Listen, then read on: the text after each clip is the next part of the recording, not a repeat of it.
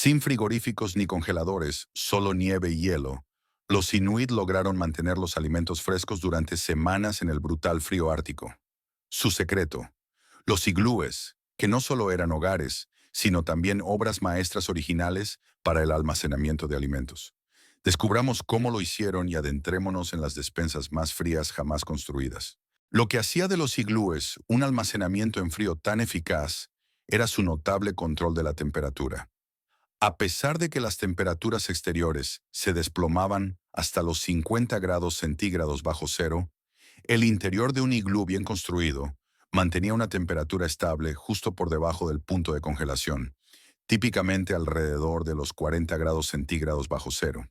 Si la compañía eléctrica cobrara por grado, un iglú sería el electrodoméstico definitivo para ahorrar dinero. Esta refrigeración natural se producía gracias a las increíbles propiedades aislantes de la nieve, que contiene pequeñas bolsas de aire que atrapan el calor, creando una barrera entre los brutales vientos árticos y el interior relativamente acogedor. La forma de cúpula también desempeñaba un papel crucial al permitir que el aire más frío se hundiera mientras que el aire más caliente ascendía, creando distintas zonas de temperatura. Era la versión de la madre naturaleza de las zonas climáticas, solo que nadie discute sobre el ajuste del termostato. Un almacenamiento inteligente de alimentos implicaba aprovechar estos gradientes de temperatura. Los alimentos perecederos se colocaban cerca del suelo o en compartimentos de nieve especialmente tallados en las paredes del iglú, donde las temperaturas permanecían más frías. Estos nichos en la pared funcionaban como cajones para verduras en los refrigeradores modernos, manteniendo los alimentos a la temperatura óptima para evitar su deterioro. El primer refrigerador inteligente que nunca necesitó una actualización de software, ni pitaba cuando se dejaba abierto demasiado tiempo. La construcción de estos compartimentos de almacenamiento requería habilidad. Los constructores inuit tallaban alacenas y estantes directamente en las paredes del iglú, creando espacios dedicados para diferentes alimentos. Su versión de los gabinetes de cocina era 100% biodegradable y venía con refrigeración incorporada. Algunas familias construían plataformas elevadas de bloques de hielo específicamente para el almacenamiento de carne, manteniendo su proteína alejada de las áreas de descanso más cálidas. Un iglú familiar promedio podía contener de 4 a 6 nichos de alimentos, cada uno con capacidad para 15 kilogramos de carne o pescado, suficiente para alimentar a una familia durante varias semanas durante los periodos de escasez de caza. Los recipientes originales para la preparación de comidas no necesitaban lavarse y devolverse a ese cajón de tapas desparejadas que todos tenemos. Estos sistemas de refrigeración natural eran notablemente eficaces. Los estudios demuestran que la carne almacenada adecuadamente podía permanecer en buen estado hasta 3 semanas, una ventaja fundamental durante los periodos en que la caza era difícil o imposible. 3 semanas sin deterioro, mientras que esa lechuga olvidada en mi refrigerador se convierte en baba después de 3 días. La belleza de este sistema era su simplicidad. Sin partes móviles, sin electricidad, sin mantenimiento requerido, solo las propiedades naturales de la nieve y el hielo, aprovechadas cuidadosamente a través de generaciones de conocimiento. No se necesitaba un reparador de máquinas de hielo para cobrarte $200 solo por decirte que lo desenchufaras y lo volvieras a enchufar. El sistema funcionaba tan bien que las familias inuit podían almacenar suficientes alimentos para durar durante los duros meses de invierno, cuando la casa se volvía peligrosa. La refrigeración natural del iglú era perfecta para el almacenamiento a corto plazo, pero los inuit necesitaban más que solo frío para la conservación a largo plazo.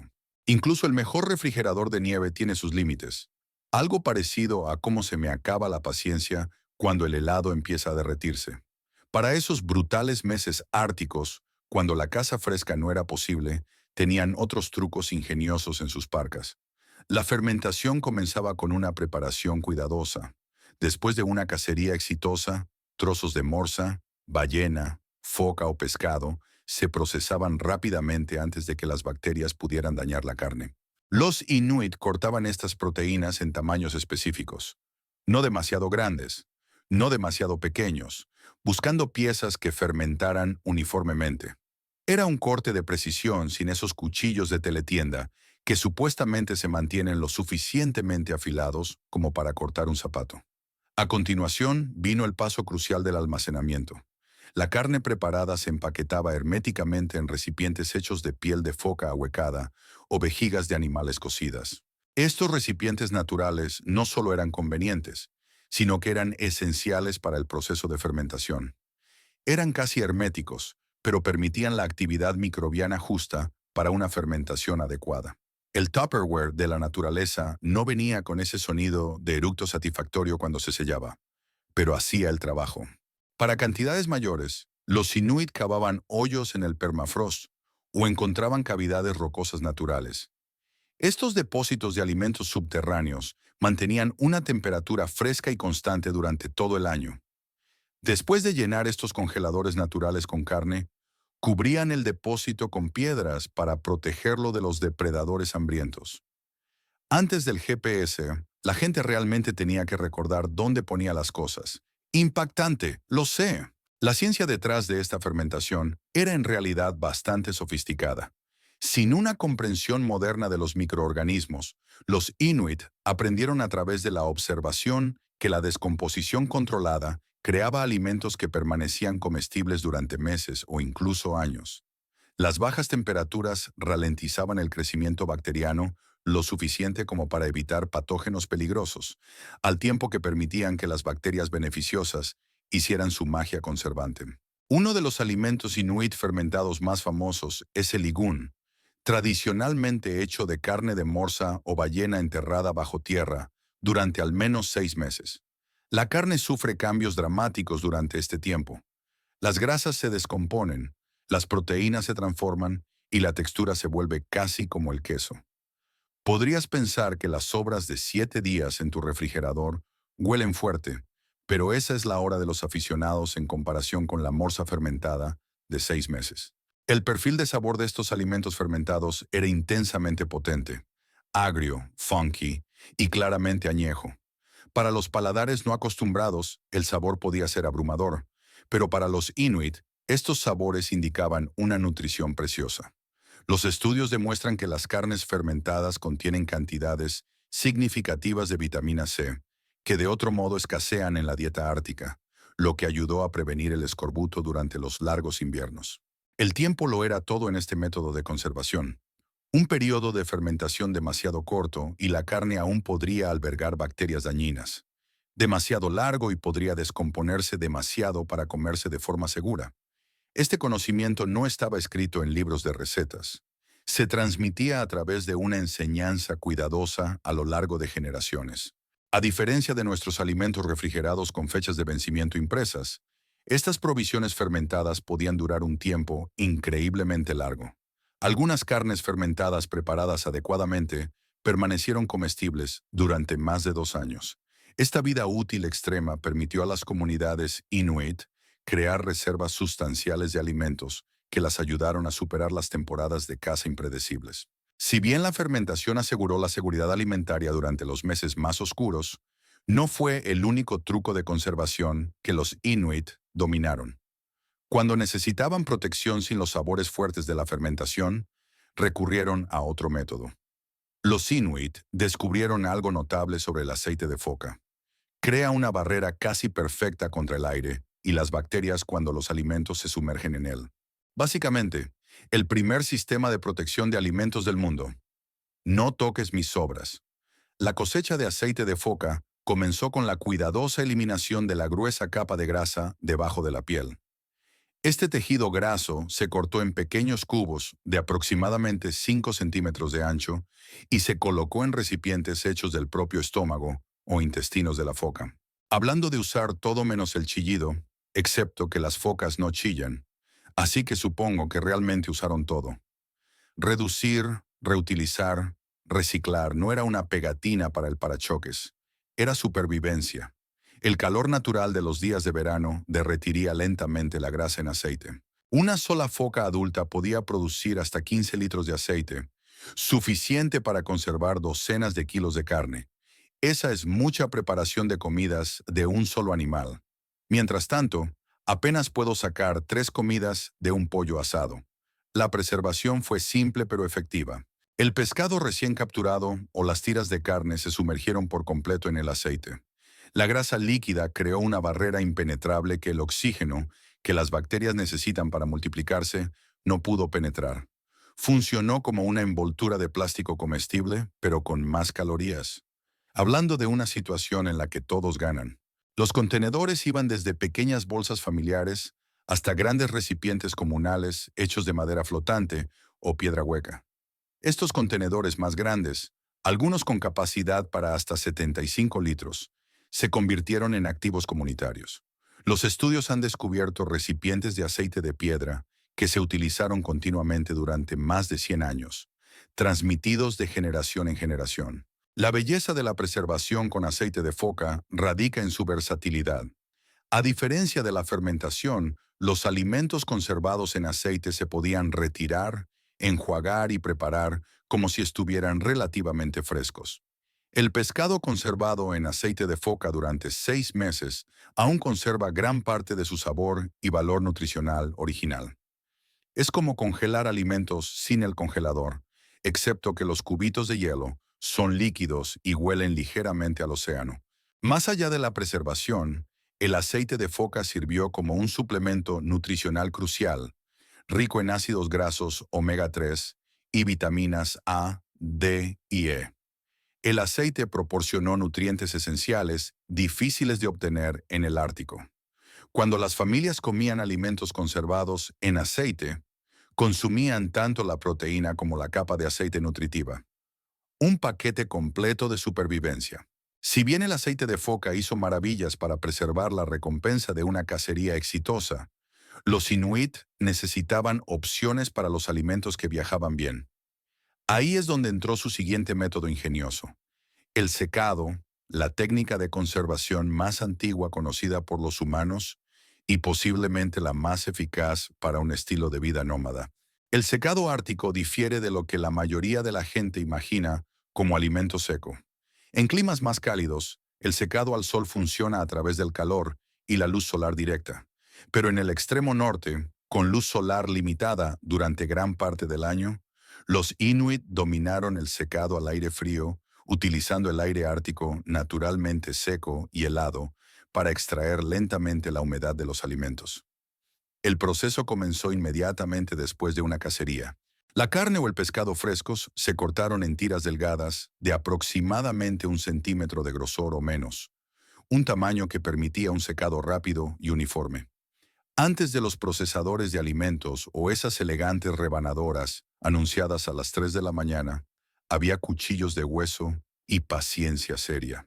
Las tiras luego se colgaron en rejillas de secado, construidas con madera flotante, o huesos de animales, colocadas para capturar los vientos árticos secos. Estas rejillas a menudo se colocaban lejos de las áreas de vivienda principales, a veces en plataformas elevadas que mantenían los alimentos en proceso de secado, a salvo de los animales terrestres hambrientos, como los zorros árticos. En invierno, las rejillas podían instalarse dentro de una tienda de secado especial o un área de porche adjunta a la vivienda principal. Una zona de preparación de alimentos dedicada que no llenaría el espacio habitable con el poderoso aroma del pescado y la carne en proceso de secado. La ciencia detrás de este método de conservación es bellamente simple.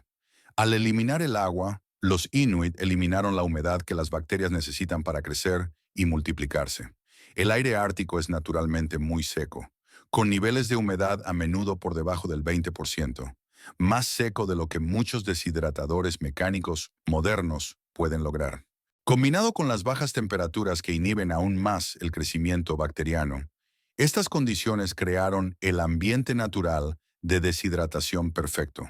Para peces como el salvelino ártico, el proceso de secado típicamente tardaba de 3 a 5 días, lo que resultaba en un producto llamado nipku, que retenía hasta el 80% de su valor nutricional original, mientras que pesaba solo alrededor del 30% de su peso original.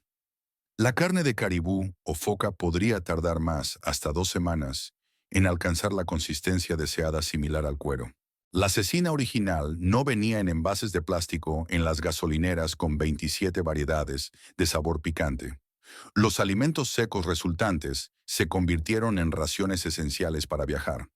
A diferencia de la carne congelada, los alimentos secos no necesitaban descongelarse antes de comerse, algo crucial cuando se viaja lejos del campamento.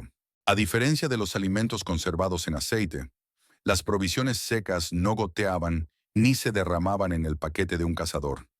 Y a diferencia de los alimentos fermentados con sus fuertes sabores, la carne seca tenía un sabor suave que se podía comer día tras día sin fatiga en el paladar.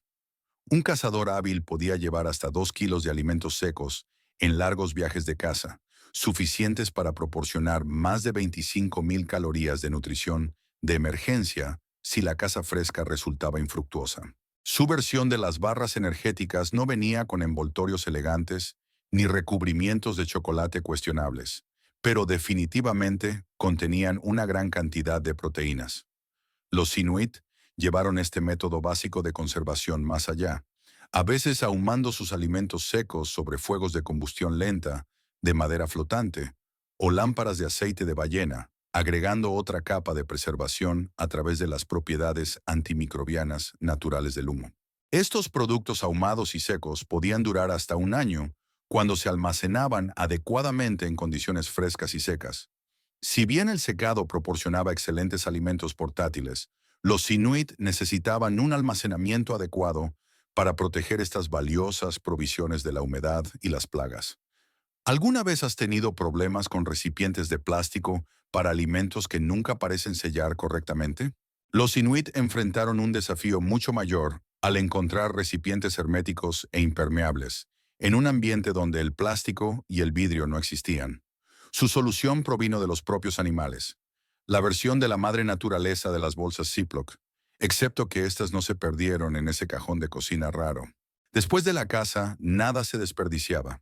Los intestinos, estómagos y vejigas de focas, morsas y otros animales no se descartaban, sino que se convertían en los recipientes originales para almacenar alimentos. Estos tejidos naturales tenían exactamente las propiedades necesarias para la conservación de los alimentos. Eran flexibles, fuertes, naturalmente impermeables y podían sellarse herméticamente. La creación de estos recipientes de almacenamiento requería una preparación cuidadosa. Los intestinos frescos se volteaban al revés, se limpiaban a fondo con nieve o agua de mar y se raspaban para eliminar todos los residuos. El trabajo de limpieza original, que no requería esos guantes de goma amarillos o esponjas que comienzan a oler raro después de 3 usos. Los intestinos limpios luego se secaban al aire frío hasta que alcanzaban el nivel justo de humedad. Algunos se inflaron con aire mientras se secaban para crear bolsas con forma de globo. Un intestino grande de morsa podía estirarse hasta más de 18 metros de largo cuando se procesaba cuidadosamente. Imagínate ir a la tienda y pedir 18 metros de envoltura para alimentos. Pensarían que estás planeando momificar tu refrigerador. Los revestimientos del estómago ofrecían diferentes opciones de almacenamiento. Los estómagos de paredes gruesas de animales más grandes, como las morsas, podían secarse y usarse como recipientes rígidos, casi como cuencos con tapas. Estos eran perfectos para almacenar bayas secas, plantas y otros artículos alimenticios pequeños que necesitaban protección contra el aplastamiento. Los especímenes más impresionantes fueron los grandes recipientes de almacenamiento hechos con pieles de foca enteras. Después de quitar la grasa y la carne, la piel se cosía cuidadosamente en forma de bolsa. Estos recipientes de piel entera podían contener hasta 45 kilos de carne o pescado seco. El tamaño jumbo no costaba más al finalizar la compra y no se requería una tarjeta de membresía. Cerrar estos recipientes también requería ingenio. Algunos se ataban con hilo de tendón, creando un sello hermético. Otros usaban palancas de hueso que funcionaban como bridas antiguas. El método más seguro consistía en doblar la abertura varias veces y luego atarla firmemente, creando un sello tan eficaz que ni siquiera el agua podía penetrar. No se necesitaban comerciales de prensa y sello. Estas bolsas realmente funcionaban la primera vez. Para viajar en condiciones de congelación, estos recipientes ofrecían otra ventaja: flexibilidad. Si bien los recipientes rígidos se agrietarían en frío extremo, los recipientes hechos de tejidos animales permanecían flexibles, incluso a temperaturas muy por debajo del punto de congelación. No había recipientes de plástico destrozados que dejaran restos de mezcla de frutos secos esparcidos por la tundra. Para organizar sus reservas de alimentos dentro del iglú, los Inuit a menudo colgaban estos recipientes de la estructura del techo, manteniéndolos visibles y accesibles, al tiempo que liberaban valioso espacio en el suelo. Los contenedores originales de almacenamiento superior con mucha menos probabilidad de caer sobre tu cabeza durante la turbulencia. Hablando de organización, los Inuit desarrollaron un conocimiento sofisticado sobre qué alimentos comer primero y cuáles guardar para más tarde. En el duro ambiente ártico, desperdiciar alimentos no era solo un inconveniente, podía ser mortal. Los Inuit desarrollaron sistemas sofisticados de rotación de alimentos mucho antes de que existieran las fechas de vencimiento en los envases. Su enfoque para la gestión de alimentos no era aleatorio, sino que reflejaba un profundo conocimiento de cómo se comportaban los diferentes alimentos con el tiempo. Primero en el menú, después de una cacería exitosa, estaban las partes más perecederas, las vísceras como el hígado, el corazón y los riñones. Estos tejidos ricos en nutrientes se dañarían rápidamente, a veces en un día, incluso en condiciones de frío, pero también contenían vitaminas esenciales que ayudaron a evitar enfermedades por deficiencia. En el Ártico con escasez de vitaminas, no se necesitan esas gomitas de vitaminas con forma de personajes de dibujos animados. Solo come el hígado mientras está fresco y considéralo un día. La sangre fresca también se consumía de inmediato, a menudo mezclada con nieve recién derretida para crear una bebida nutritiva.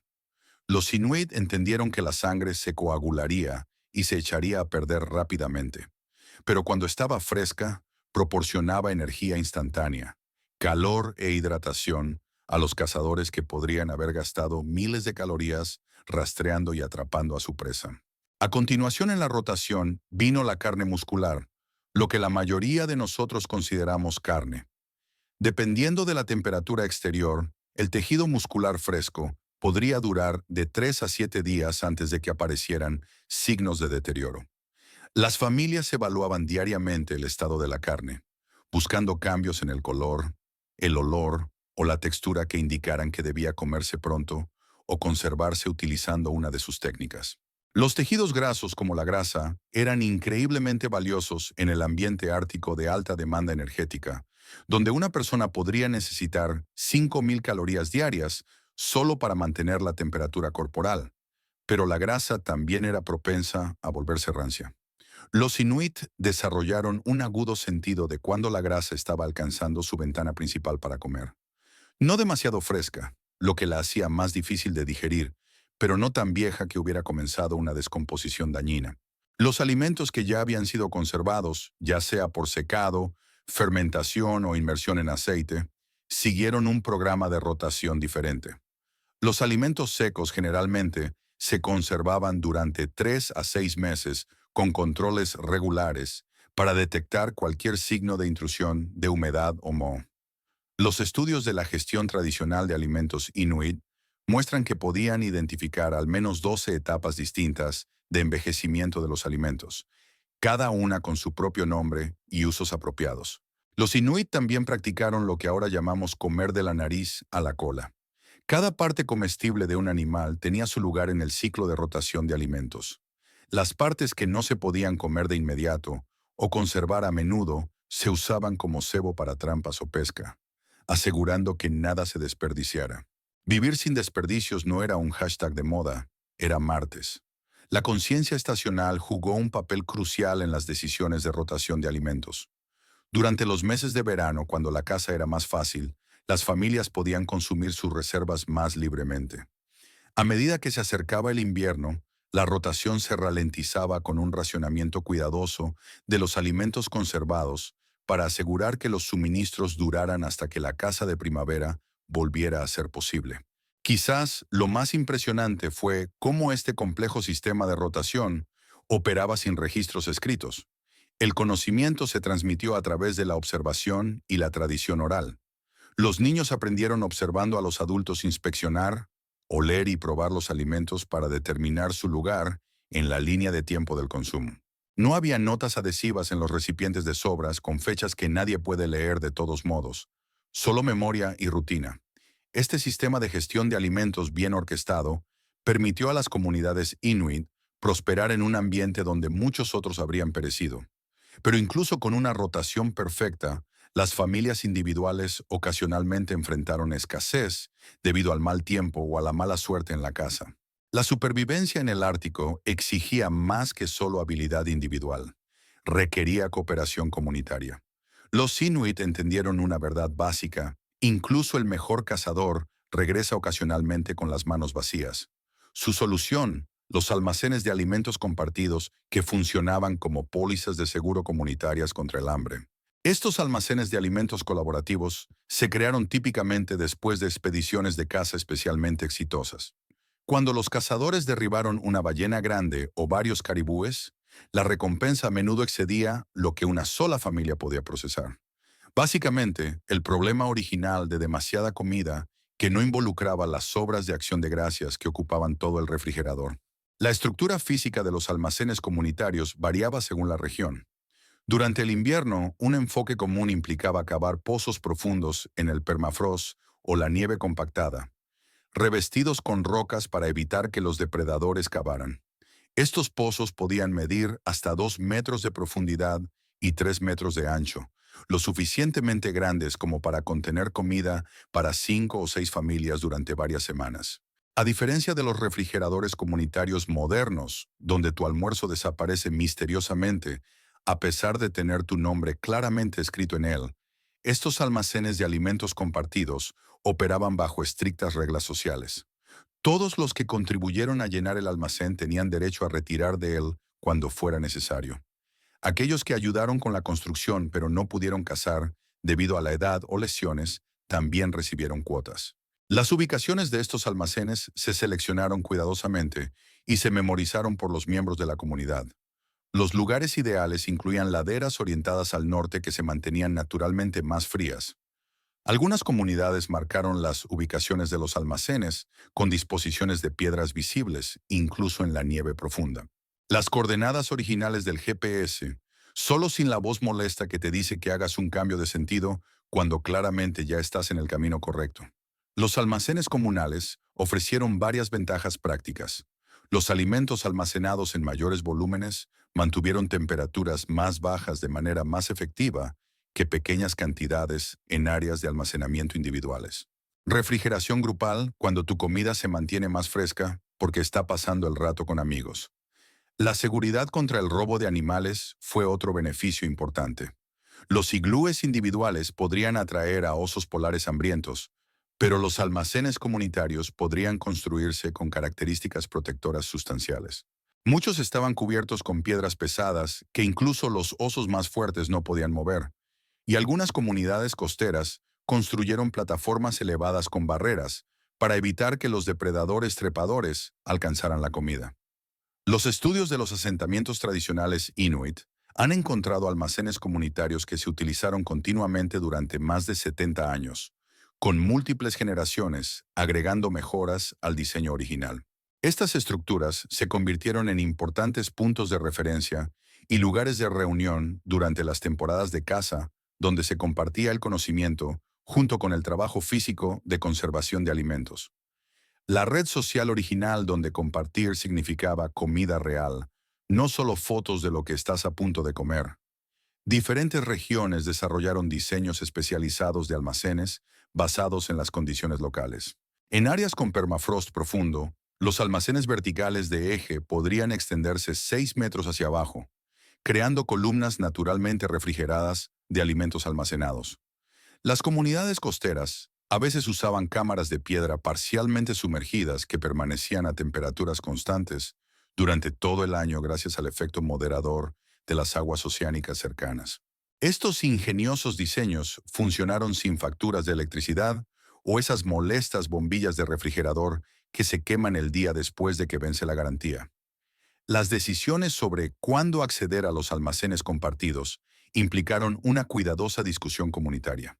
Durante los periodos de escasez, los ancianos podrían autorizar retiros medidos, asegurando que los recursos duraran hasta que las condiciones de caza mejoraran. Aquí no hubo incursiones frenéticas de medianoche en la despensa. Las reuniones de gestión de alimentos fueron un asunto serio sin una mesa de bocadillos. Estas estrategias colaborativas de alimentos, combinadas con sus sofisticados métodos de conservación, permitieron a los Inuit prosperar en uno de los ambientes más desafiantes de la Tierra, creando un notable sistema de alimentos que los sustentó durante miles de años.